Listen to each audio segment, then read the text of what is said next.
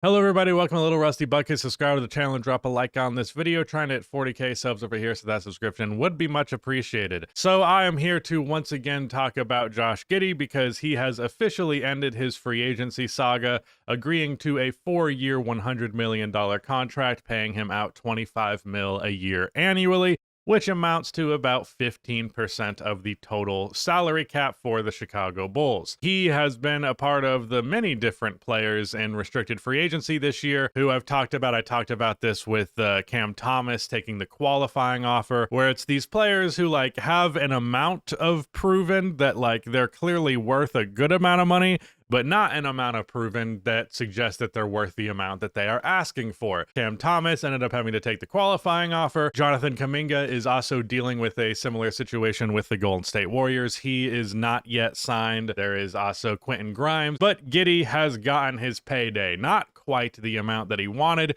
Going into free agency, he was asking for a 4-year, $120 million deal, so he'd be making $30 annually. The Bulls initially offered him 4 years, $80, so $20 million a year annually, so they met him halfway at $25 million a year. So I would like to know why exactly they met him halfway. Maybe it was just for the sake of getting this done, getting this out of the way. But otherwise, if there was no evidence whatsoever that any other team in the NBA was going to offer the guy a contract exceeding what the Bulls were, then I don't really understand why you would raise the price, other than literally just being like, fuck it, this isn't worth $5 million a year in salary, which is not that much, just might as well get out of the way. I understand how you can arrive to that perspective, but I still find it frustrating from a Chicago Bulls team that has routinely overpaid players. Specifically, they gave a really big contract to Patrick Williams, and I was hoping that by holding out on him that they were going to get the actual amount that they were originally trying to pay him, because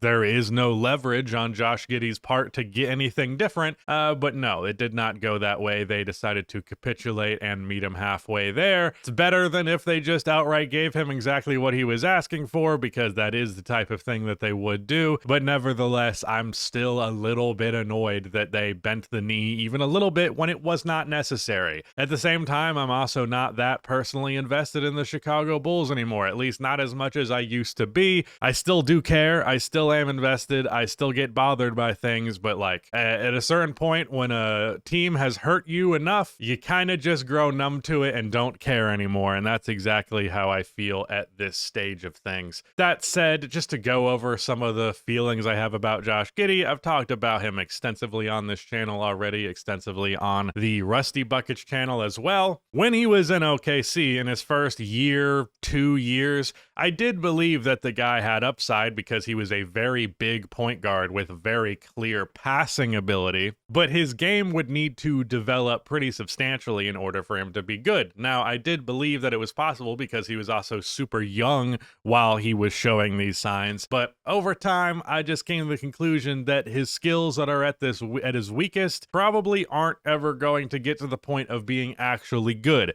Even three-point shooting, which he's technically increased his three-point percentage every single year, it hasn't been by some dramatic margin. I mean, it's dramatic if you go from year one to the 40% clip that he shot previous, but he's only taking like 4 3-pointers per game, makes him one of the lowest volume three-point shooting starting guards, and especially lead ball handling guards in the entire NBA. So I still think there are significant limitations to his game. He has improved his finishing a little bit, but it's still nowhere near where you'd want it to be. It's not like he's got much of an in-between game. And the thing is, one thing that I have been consistent about is I don't like playmakers who can really only pass. I do not like players who the only skill that they have at a super high level is passing the ball, because I'm a very staunch believer in the importance of scoring gravity and how that affects your playmaking. And Josh Giddey does not have very much scoring gravity. Now, when you contrast it to everybody else on the Chicago Bulls at the current moment, he's actually not that lacking in that department because he basically has Kobe White and Nikola Vucevic to compete with as the best scorers on the team.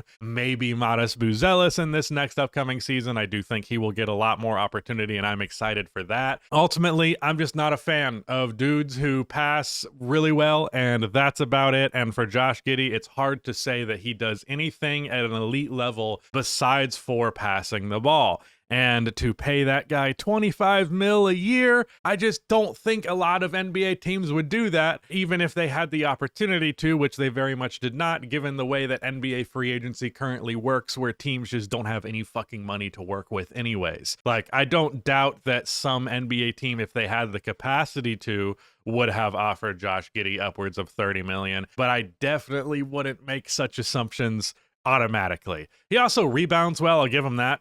Part of it's just because he's a 6'7" point guard, but still, he rebounds well. He's a good passer, but he's not a good defender. He's not a particularly good scorer. His efficiency is pretty rough. I'll even pull up his actual stats real quick just to refresh my memory on some of the specifics. Yeah, 46% from the field is cool. 38% on 4 attempts per game from 3. I thought it was up to 40. I think maybe I'm just thinking of his end of season mark. Yeah, 14 points per game. He averaged 16 in his second season, 8 rebounds per game. And his true shooting percentage, where are you? Advanced stats, 57%, which is, I think, basically right at league average, maybe just a hair above it. So like I said, Josh Giddey, he's a decent, pretty good NBA player.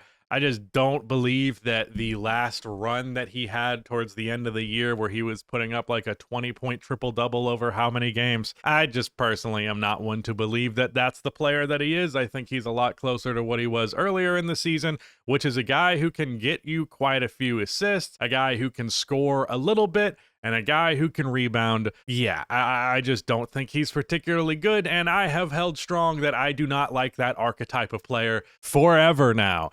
I don't know why a good amount of people think that I talk about him in poor faith. There is a little smidge of that, just because if you're a Chicago Bull, I'm a little bit more critical of you inherently than any other player on any other team, just because I have more personal investment. But like, I've shit on John Stockton. I have also regularly shit on Rajon Rondo. Like, I just don't fuck with that type of player at all. I think they are highly overrated, both now, but especially in the past. And the NBA has kind of moved on from that archetype, the true point guard of it all. Like, there really aren't that many true point guards anymore, and that's not because the NBA went woke and ruined old school basketball or whatever the fuck. It's because it was realized that it was an ineffective play style, and it's a big part of the reason that he was ostracized from OKC, because like, dude, you can't shoot, and on this team you're not going to be dribbling the ball all the time. So like, your best case scenario is you're going to be dribbling the ball all the time and averaging 14 and 7 and leading your team to, what did they rank offensively? 20th out of 30. Yeah, that's a good one, man. Yeah, no, whatever. I mean, it's the Chicago Bulls. They don't have any fucking talent. It's not like they were going to spend this money on anyone else, so I can't blame them. But at the same time, I am tired of this franchise, so I'm still going to be petty and blame them. So whatever. Like I said, I don't think Josh Giddey's a bad player, but I also don't think he's $25 million a year good. But the Chicago Bulls are desperate enough, and that is really the thing. That is the thing that has caused me to be a hater, as it were, because I have seen this franchise fuck around. I have seen this franchise overpay for dudes who are not worth it time and time again. So I just really was not trying to see that shit again. But here we are, same franchise, same mistakes, nothing without Michael Jordan. That is all goodbye.